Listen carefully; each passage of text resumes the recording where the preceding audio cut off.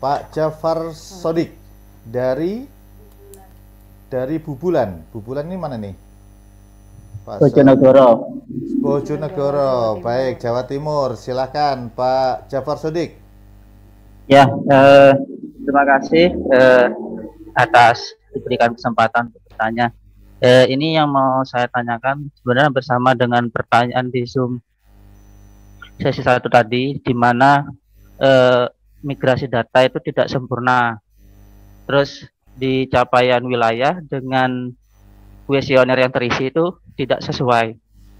Yang mau saya tanyakan, ketika saya menyimak di sesi 1 kemarin, di mana dalam penyusunan RKP itu harus berbasis rekomendasi data dari SDGs. Yang jadi masalah di desa, di wilayah dampingan saya, itu data SDGs itu masih belum sempurna. Dan ketika saya untuk memfollow up support ke perangkat desa untuk melakukan konsolidasi atau pemutakhiran, itu kita terkendala di pertanyaan di biaya. Yang jadi masalah itu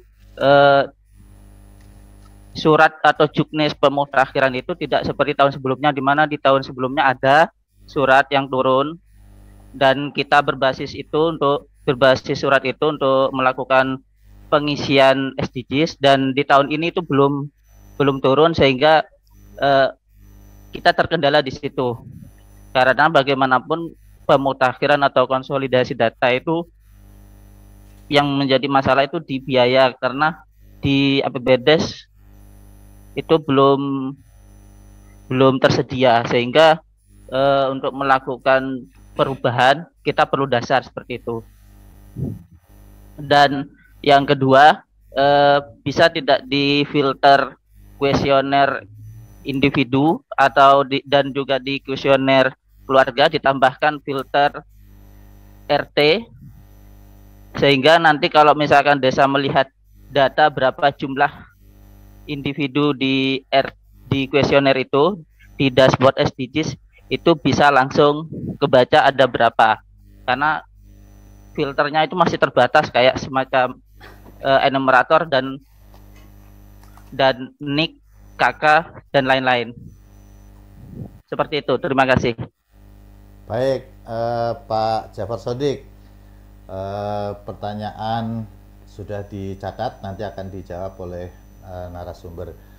Dan saya lanjut ke pertanyaan yang pertama dari Jafar Sodik, Kecamatan Bubulan, Bojonegoro.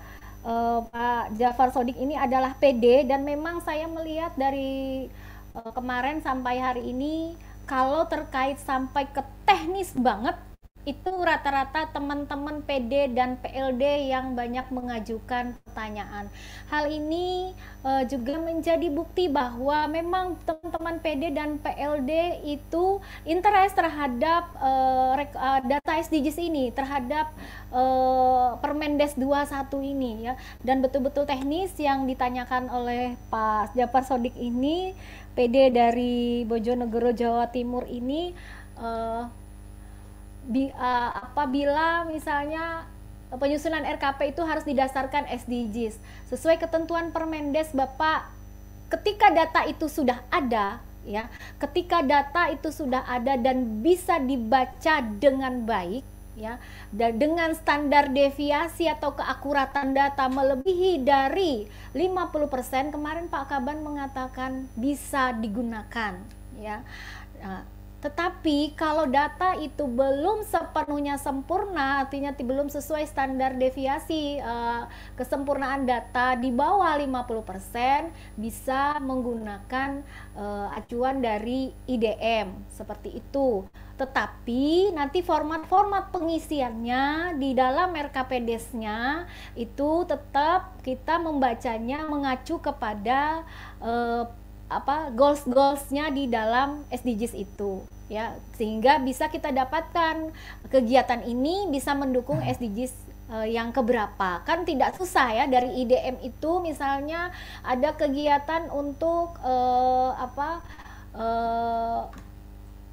anak sekolah, dan seperti yang saya sebutkan di materi awal tadi, nah itu kan bisa mendukung SDGs keberapa di sana. Oh, berarti SDGs keempat, seperti itu. Kita bisa melakukan pendampingan seperti itu, Bapak. Tugas pemberdayaan kita adalah terletak di sana. Bagaimana membantu pemerintah desa memahami tentang SDGs ini secara makro dan secara mikro. Begitu Pak Jafar Sodik.